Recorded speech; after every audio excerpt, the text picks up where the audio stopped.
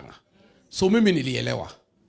Na hao magavana tukaongea quietly, nikaambia nyinyi, mbona hampigi sisi na hamusaliti jamii? Fanyeni at the right time mtakuja nyumbani. Si ndio?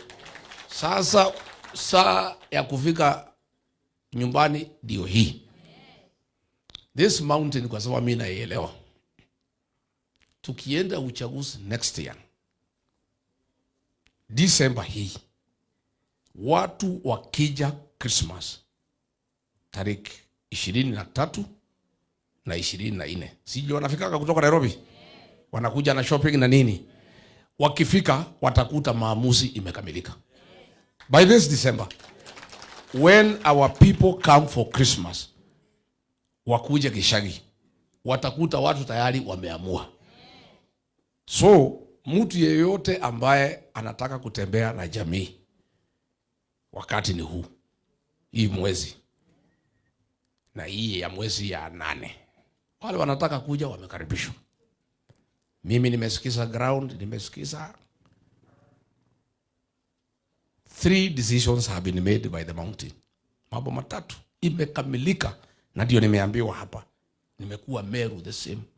1, watu ya mlima wameamua. William Ruto alisaliti jamii, William Ruto alidanganya jamii, na William Ruto anahangaisha jamii. Na kwa hivyo ndio jamii isimame, lazima aende nyumbani. He'll be punished for betraying the mountain. He'll be punished for deceiving the mountain. And he'll be stopped from continuing so that he doesn't continue persecuting the mountain. And that is survival. Unajua, ukijua mtu anakubagia mambaya, si hata wewe unajipanga. Sasa hii jamii ya mlima imejua Ruto anatuhangaisha.